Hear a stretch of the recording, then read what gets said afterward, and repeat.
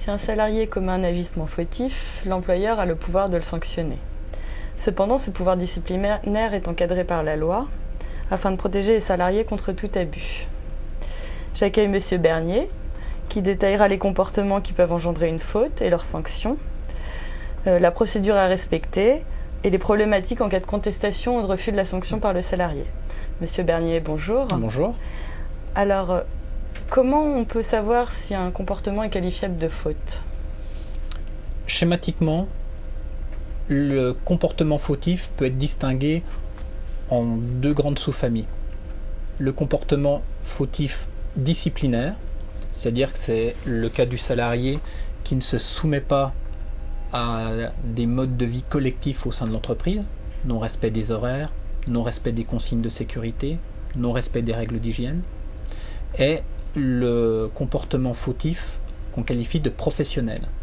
Le salarié qui n'exécute pas sa prestation ou qui l'exécute avec des défectuosités. Il faut quand même avoir à l'esprit que le comportement fautif est caractérisé par un acte positif, c'est-à-dire un agissement volontaire de mal faire, ou alors une abstention volontaire de ne pas effectuer sa prestation.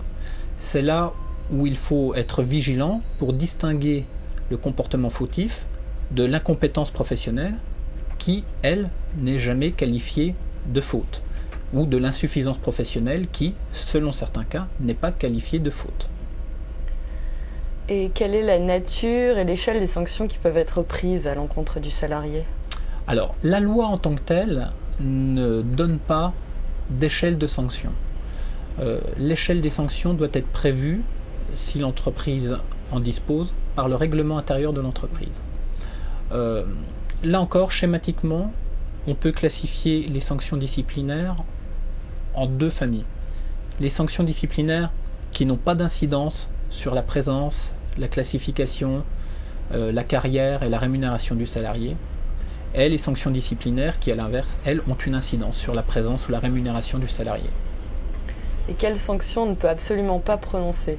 Alors, d'une manière générale, c'est une règle d'ordre public, les sanctions discriminatoires sont interdites. Les sanctions discriminatoires, ce sont les sanctions qui tirent leur motif dans un fait discriminatoire, c'est-à-dire la faute qu'on tire du sexe, de la religion, des mœurs du salarié.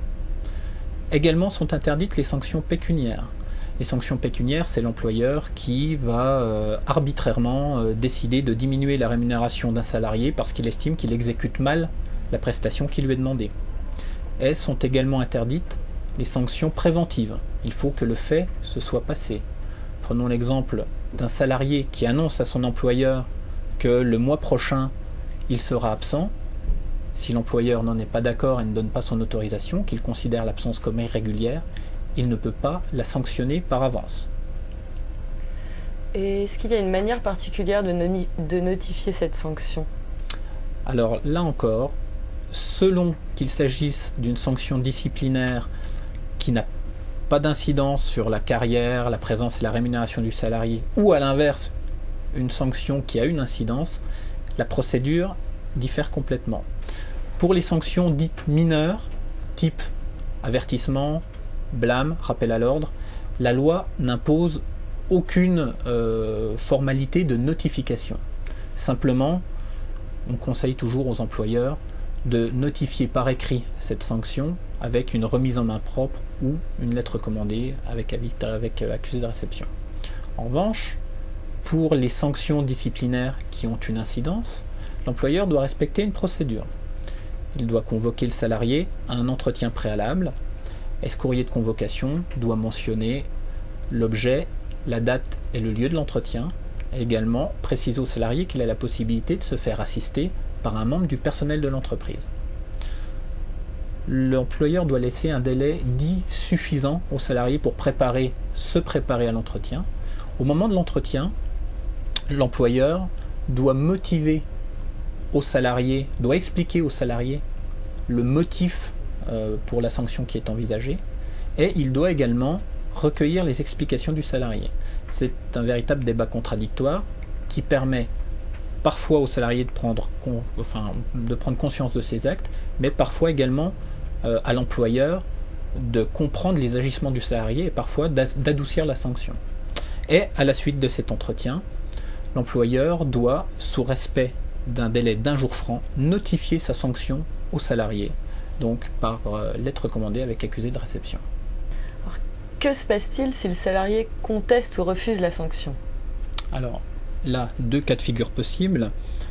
Soit l'employeur révise sa position, l'adoucit, voire même annule la sanction, soit il maintient sa position et maintient la sanction disciplinaire. Il faut simplement savoir que si l'employeur maintient sa sanction disciplinaire, même si le salarié l'a contestée, le salarié ne peut pas s'opposer à son exécution. Prenons l'exemple d'une mise à pied.